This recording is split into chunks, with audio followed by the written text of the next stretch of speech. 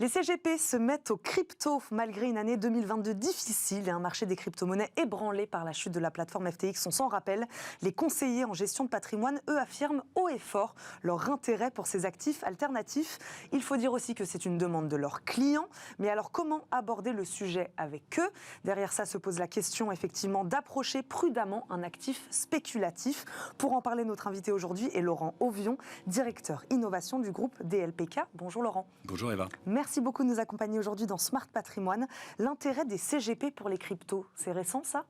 Alors c'est pas récent, ça a démarré, on a eu un vrai intérêt sur le début de l'année 2022. Alors en pleine euphorie des marchés crypto, on se souvient que Bitcoin était monté jusqu'à quasiment 70 000 $. Donc il y avait un intérêt surtout des clients, des CGP qui les sollicitaient énormément en disant mais cet actif-là, j'en ai entendu parler, j'ai vu qu'il y avait des performances formidables, etc., etc. Et les CGP donc ont commencé à s'y intéresser, mais à chaque fois de manière assez prudente, et ils ont plutôt bien fait à l'époque. Et c'est vrai que la deuxième partie de l'année, vous le disiez en introduction, avec FTX, avec tout ce qui s'est passé, ça a vraiment refroidi tout le monde. Ouais. Pour autant, le travail de fond qui a été initié, alors notamment par des acteurs plus traditionnels, alors, nous avec Norcia au sein du groupe DLPK, mais d'autres sociétés de gestion, a perduré. On est dans une logique de construction, d'accompagnement des CGP sur ces sujets-là. Ouais. Et donc le travail de formation et d'information perdure. Et donc, on retrouve là, avec des marchés, on va en parler, plus sains, une régulation plus claire avec MiCA, un certain nombre d'éléments également au niveau français qui se clarifient. Donc, les CGP reviennent sur le sujet, mais aussi parce que les clients reposent la question et donc ils reviennent s'intéresser à ces sujets-là. Parce que dans quel sens cette rencontre elle s'est faite ? On imagine que les acteurs de la crypto, eux aussi, avaient intérêt à s'intéresser et à aller toquer à la porte des CGP. Alors, il y a un intérêt évident. Le premier, il est sur les encours. C'est-à-dire que si on prend au niveau du groupe DLPK, ce sont 12 milliards d'euros d'encours. 12 milliards d'euros d'encours, si vous en transformez 1%, ce qui est plutôt recommandé quelques pourcents, on dit, ça fait quand même beaucoup d'argent dans la transformation à destination des cryptos. Donc il y a un réel intérêt de la part des acteurs crypto qui viennent s'intéresser à ce que nous faisons, mais la réciproque est vraie, parce que nous, au sein du groupe Norcia, on a toujours cette logique d'innovation, de proposer des produits un petit peu innovants, un petit peu différents, et ces produits-là en font partie. Vous avez parlé de Bitcoin, il n'y a pas que Bitcoin, il y a plein d'autres sujets à aborder, et c'est d'ailleurs un petit peu la complexité du sujet. On mélange parfois Bitcoin avec le secteur d'activité, avec la blockchain, c'est-à-dire la technologie sous-jacente à toute cette classe d'actifs qui permet de faire des choses qui n'ont absolument rien à voir avec Bitcoin, dans le vin, dans le gaming, dans le luxe et un certain nombre d'activités. Et là, il y a des choses intéressantes à faire aussi en termes d'investissement pour les CGP et leurs clients. D'où l'intérêt de faire de la pédagogie, c'est ce que vous disiez, encore donner les clés de compréhension. Début 2023, quand on vous avait reçu, les crypto-monnaies retrouvaient les chemins haussiers. Est-ce que c'est toujours le cas là ? C'est toujours le cas. Alors ça reste prudent et surtout c'est une construction haussière qui est beaucoup plus intéressante. C'est-à-dire qu'on n'est pas sur des phénomènes de plus 20, plus 30% en quelques jours et puis une consolidation. On a globalement le point bas de l'année 2022, c'était à peu près 15 000 $ pour Bitcoin. Ouais. Là, on oscille entre 26 000 et 32 000 $. On est à 30 000 et quelques ce matin, donc ça fait quand même une hausse de 100% par rapport au point bas. Alors, c'est toujours facile de se dire par rapport au point bas, j'aurais pu doubler ma mise. Mais on a des clients, et nous on fait le constat de clients qui prennent leur plus-value, parce qu'ils sont venus sur le marché en octobre, novembre l'année dernière, ils ont fait plus 70%, c'est pas mal, en quelques mois, en 6-8 mois, et donc ils prennent leur plus-value pour sécuriser une partie de l'investissement et puis l'investir sur d'autres sujets, et justement sur des sujets peut-être de private equity ou d'OPC sur des thématiques blockchain, crypto ou des sujets comme cela. Parce qu'aujourd'hui, quelles sont les motivations mises en avant par les clients qui vous demandent de les aider sur ces sujets-là à investir dans les cryptos ? Alors, on est... Aujourd'hui, j'ai envie de dire, les clients qui restent intéressés par le sujet sont vraiment les clients qui ont une vision long terme. Ils ne sont pas là du tout pour se dire, tiens, j'ai entendu dire que je veux faire 30%, 40%, 100% en quelques jours. Enfin, ça on a, Dieu merci, on a un peu mis de côté ces types d'investisseurs-là. Et donc, les clients qui viennent nous voir nous disent, OK, moi, je pense qu'à 3, 5, 10 ans, il y a une très forte croissance, une très forte dynamique sur le sujet. Et beaucoup, j'en fais partie, font la comparaison à la fin des années 90, début des années 2000, avec le web et la forte croissance qui en a suivi. Je prends un exemple, parce il est assez sympathique, on a une personne assez âgée qui a dit, écoutez, moi je vais mettre un peu d'argent, et si ça se passe comme je veux, pour mes petits-enfants, ça financera leurs études ou des choses comme ça. C'est un peu cette logique-là. Ouais, c'est pas la frénésie crypto. Non, c'est plus du tout la frénésie crypto, c'est vraiment de se dire, il y a quelque chose qui est en train de se passer d'un point de vue technique et technologique. Je souhaite participer à cette évolution technique et technologique. Alors évidemment, Bitcoin, Ethereum, les deux cryptos majeurs en fait partie. Il y en a d'autres. Après, plus vous allez aller loin dans le classement de la capitalisation globale des cryptos, plus vous prenez de risques. Et donc, il faut faire très attention. Mais donc, comment vous expliquez cet appétit grandissant des investisseurs pour le risque, justement ? Alors, parce que les cryptos ont fait rêver, entre guillemets, mais pas que. On sait que les valeurs tech, au moment du Covid, on a eu des croissances, des x2, des x3 sur certaines valeurs technologiques. Donc, il y a cette espèce de mirage qui s'est produit. Les gens se sont dit, tiens, il y a la possibilité de faire beaucoup d'argent, enfin en tout cas de belles plus-values à très court terme. Et ça, comme je disais, c'est parti. Et ce qu'il reste, ce qui est beaucoup plus intéressant, à la fois pour l'écosystème crypto et pour les investisseurs, en termes de finances traditionnelles, c'est cette idée de se dire, je vais investir aujourd'hui et j'ai une perspective de croissance qui est extrêmement forte à un horizon 3, 5, 10 ans. Mais les cryptos, c'est un actif financier comme les autres ? Non, alors ça n'est pas un actif financier au sens. Quand on est CGP et qu'on conseille il faut comprendre son ça. client. Il faut aussi. Je dis toujours avec beaucoup de prudence et de pédagogie. On parle souvent des marchés crypto.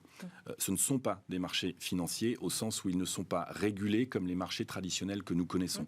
Il n'y a pas de market making, il n'y a pas de contrôle des transactions. L'information circule de manière pas toujours très coordonnée, très ordonnée. Donc vous avez des notions, enfin des choses qu'on a vécues au début des années 2000, voire fin des années 90 sur les marchés asiatiques, par exemple, qui n'étaient pas aussi régulés que les marchés européens ou américains.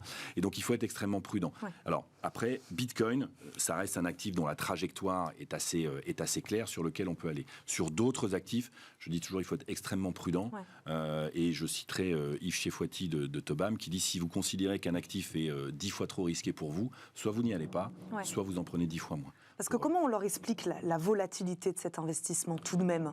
Alors, la volatilité, elle est dans la faible capitalisation. En fait. On a toujours l'impression que Bitcoin, aujourd'hui, c'est à peu près 600-700 millions de dollars de capitalisation globale, ce qui est pas mal, mais ça reste extrêmement faible, en fait, au regard des flux quotidiens. Ce qui fait que vous avez, et comme vous n'êtes pas sur des marchés qui sont parfaitement encadrés, vous pouvez avoir des phénomènes de hausse, des phénomènes de variation à la hausse comme à la baisse qui sont assez violents. Et donc c'est pour ça qu'on dit toujours, attention, dans un investissement long terme, c'est bien de revenir. Quand on voit qu'il y a une baisse assez abrupte, on peut en profiter pour revenir, pour profiter de la baisse, mais surtout pas se dire, voilà, ça y est, c'est parti, ça part en flèche, il faut que je rentre. Il faut vraiment avoir une attitude très raisonnée, très raisonnable par rapport à ces actifs numériques. Sans faire peur non plus à son client. Non, sans faire peur, parce que alors souvent la demande vient du client, et après dans une allocation de patrimoine, avoir quelques pourcents, 1 ou 2% sur pas que Bitcoin, mais sur les actifs numériques et la technologie blockchain et le secteur d'activité émergent, ça n'a rien d'incohérent. Et vous avez des clients qui vont dire, non, c'est un risque que je ne veux pas prendre. Très bien. Certains clients ne font pas d'immobilier, certains clients ne font pas de produits structurés, certains clients ne font même pas d'actions parce qu'ils ne souhaitent pas, ils trouvent que justement c'est trop volatile. Donc chaque client a ses particularités.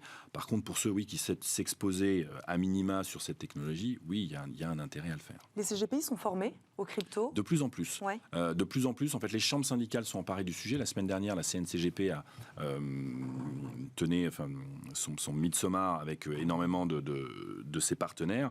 Des acteurs crypto étaient là. Il y avait des tables rondes sur le sujet. Il y a des formations qui sont en train de se mettre en place.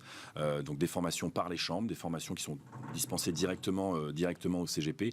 Alors, elles ne sont pas encore validantes, des choses comme ça, mais elles sont extrêmement importantes. Et je dis toujours au CGP, c'est important de comprendre la technologie et à quoi elle sert. Je fais toujours la comparaison quand vous conseillez à un client d'investir sur l'intelligence artificielle, vous ne devenez pas spécialiste des algorithmes et vous n'avez pas la volonté d'aller creuser dans le capot et de comprendre comment ont été codés les algorithmes. Non, vous avez une conviction par rapport à ce que ça peut apporter en termes de valeur ajoutée, toute la création de valeur que ça peut avoir.